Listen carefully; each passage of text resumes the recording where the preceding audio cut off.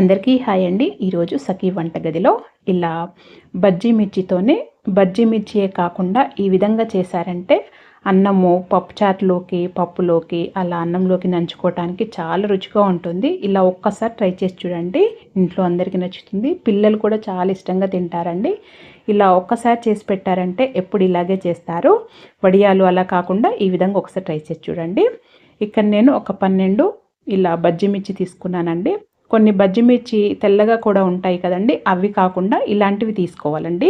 వీటికి ఇలాంటివి అయితేనే బాగుంటాయి. తీసుకొని మంచిగా కడుక్కొని లోపట విత్తనాలు తీసేసుకోవాలి. లోపట విత్తనాలు ఉంచకూడదండి, తీసేయాలి. ఈ విధంగా చాకుతోని ఒక ఘాట్లు ఇలా పెట్టుకొని ఒక ఘాటు పెట్టుకొని లోపట విత్తనాలన్నీ తీసి ఇలా పెట్టుకున్నాను. ఇప్పుడు దీంట్లో లోపటికి మనము స్టఫింగ్ తయారు చేసుకుందాము.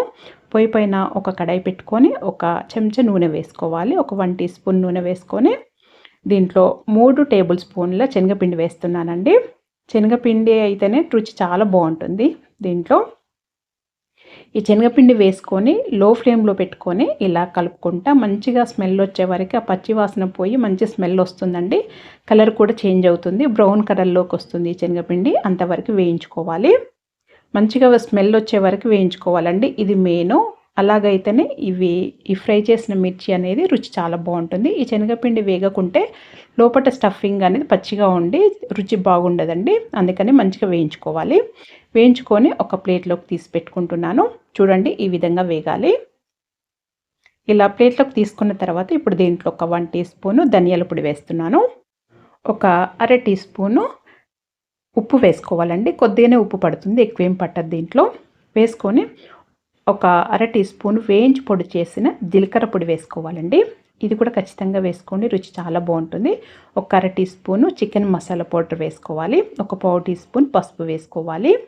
అలాగే ఒక హాఫ్ టీ స్పూను కారం పొడి వేసుకోవాలి. ఒక అర టీ స్పూను ఇది వాము పొడి అండి, మీరు వాము అయినా వేసుకోవచ్చు. వాము పొడి వేసుకుంటే ఇంకా బాగుంది. ఇక్కడ దీంట్లో బ్లాక్ సాల్ట్ అండి, ఒక అర టీ స్పూన్ వరకు వేసుకోండి. వేసుకొని ముందుగా ఇదంతా కలుపుకోవాలి. ఇలా కలుపుకున్న తర్వాత ఒక పావు చెక్క నిమ్మరసం పిండుతున్నానండి. ఈ నిమ్మరసం అనేది పులుపు మీరు తినేదాన్ని బట్టి వేసుకోవచ్చు. నేను ఒక పావు చెక్క పిండాను అంతే, చాలా బాగుంది.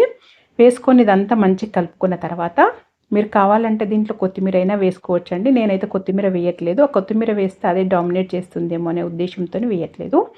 వేసుకొని ఇదంతా మంచిగా కలుపుకున్న తర్వాత ఇప్పుడు మనము ఈ మిరపకాయల లోపట ఇదంతా నింపుకోవాలి. ఇలా మొత్తం నింపాలండి. అన్ని మిరపకాయలలో కూడా ఈ విధంగానే నింపాలి.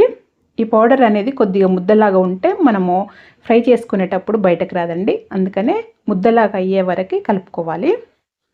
ఇలా మొత్తం ఇది మిరపకాయలలో ఇలా నింపుకున్న తర్వాత అన్నీ ఇలా నింపి పెట్టానండి. చూడండి, ఈ విధంగా ఇది కొద్దిగా ఉంటుంది కదా, మనం ఫ్రై చేసుకున్న తర్వాత లాస్ట్లో దీంట్లో వేసి ఫ్రై చేసుకోవచ్చండి. అది అలాగే పెట్టేసుకోవాలి. ఇప్పుడు పొయ్యి పైన అదే కడాయిలో ఒక టేబుల్ స్పూన్ వరకు నూనె వేస్తున్నానండి. ఎక్కువ నూనె ఏం అవసరం లేదండి, కొద్దిగా వేసుకుంటే సరిపోతుంది.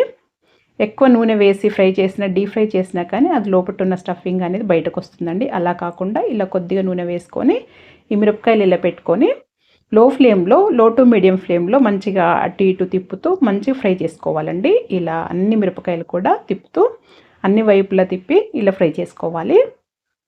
ఈ విధంగా ఫ్రై చేసుకుంటే సరిపోతుందండి. జస్ట్ 5-10 నిమిషాలలో అయిపోతుంది. ఇది ఫ్రై చేసుకోవటమే టైం తీసుకుంటుంది అంతే. ఈ విధంగా చేసుకుంటే పప్పుచారులోకి పప్పులోకి చాలా రుచిగా ఉంటుందండి. ఒక్కసారి ట్రై చేసి చూడండి. మా ఇంట్లో అయితే ఎప్పుడు ఇలాగే చేస్తుంటాను. ఇంట్లో అందరు ఇష్టంగా తింటారు ఎక్కువగా. ఈ విధంగా ఫ్రై అయిన తర్వాత లాస్ట్లో మనం ఈ పౌడర్ మిగిలిపోయింది కదండి, ఈ విధంగా పైన చల్లుకొని ఒక 2 నిమిషాల పాటు ఫ్రై చేసుకొని, మీరు ఇది ఫ్రై చేసుకోవటము మీకు ఇంకా ఎక్కువ బ్రౌన్ కలర్ రావాలి అంటే అలాగైనా ఫ్రై చేసుకోవచ్చండి. ఈ విధంగా మంచిగా ఫ్రై అయిన తర్వాత తీసి సర్వ్ చేసేసుకోవటమే. వేడిగా అయినా కానీ చల్లగా అయినా కానీ చాలా రుచిగా ఉంటుంది. ఈ మిరపకాయలు ఇలాగే తినేసేయచ్చండి, అంత రుచిగా ఉంటాయి.